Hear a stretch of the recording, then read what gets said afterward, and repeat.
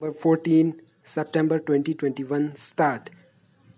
May I say a word here about the population of India? A great deal has been said and written about our tremendous population and how it overwhelms us and how we cannot solve any problem till the Indian population is checked or decimated.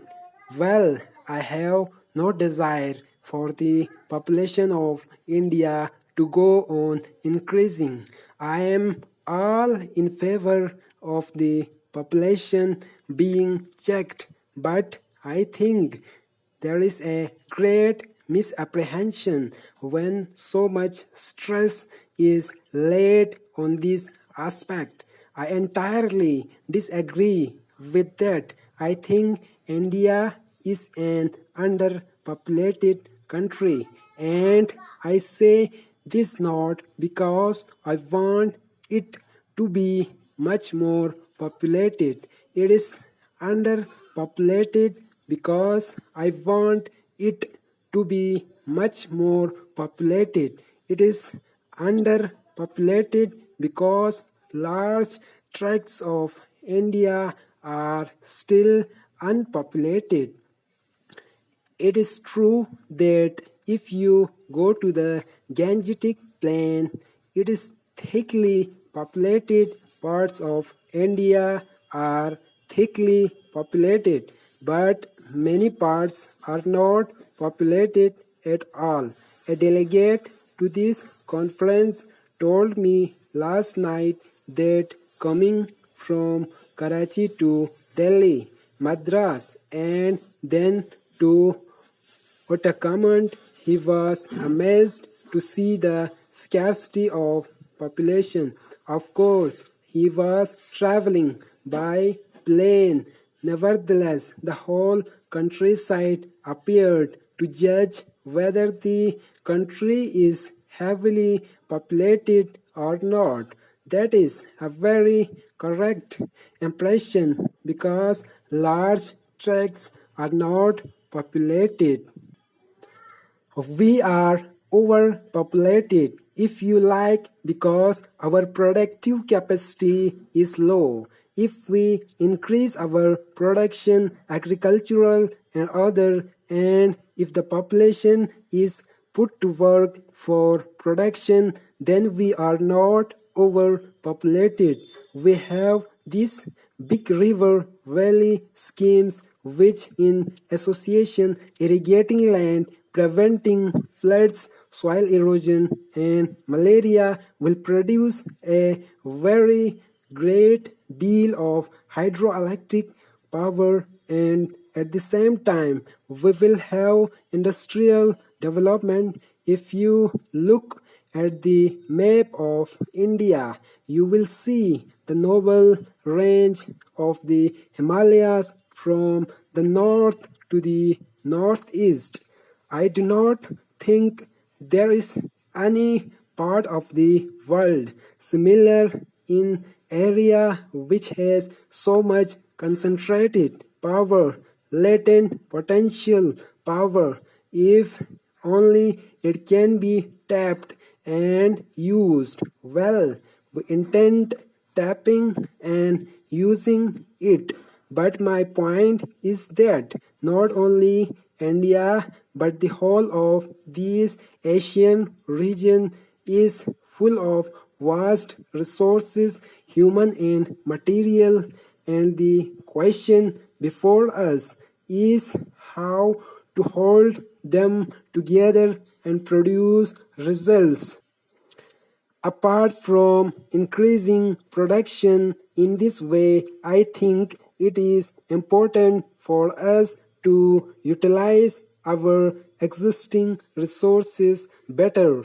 I do not think they are being utilized to the best advantage. We can get more out of what we have than we have been doing that involves in India as in the rest of Asia many problems: the economic system, the relation of capital and labor, and the satisfaction of labor. There is no doubt at all that in all, or at any rate in most of these Asian countries, there are long-standing social injustices, and naturally, where there are these social injustices, you will not get proper and satisfactory work,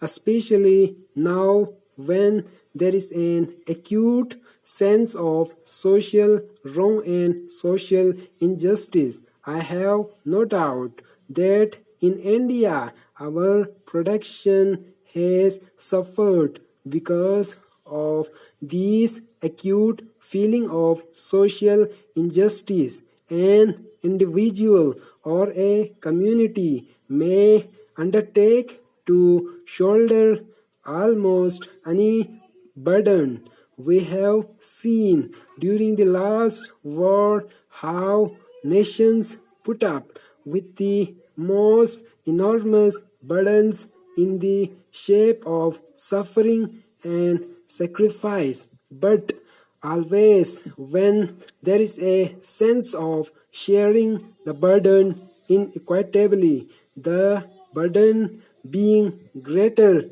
on some than on others, the sense of injustice becomes greater, and you do not have that harmonious working and cooperation which is quite essential today, more so than in the past. Therefore, this problem has to be viewed from the human point of view, quite apart from a purely economic point of view.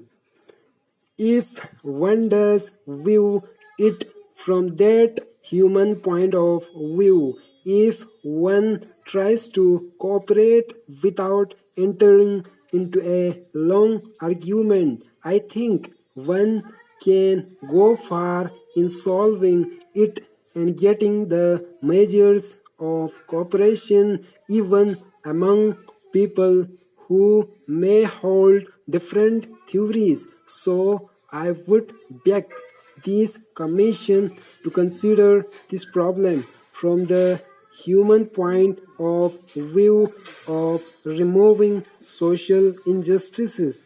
The commission, of course, is not going to dictate to each individual country about its economic structure, but any advice from the Commission will no doubt go a long way, and most countries will probably follow it in the largest measures they can. Now, to repeat what I have said, I hope this Commission will bear in mind the fact that we are dealing with hundreds of millions of human beings and not abstract countries and abstract groups. Each individual is a member of a family with children who are possibly starving, who have possibly had no education and no opportunity for growth and advancement. I mentioned right at the beginning certain parts of Asia which have not completely solved their political problems. Stop.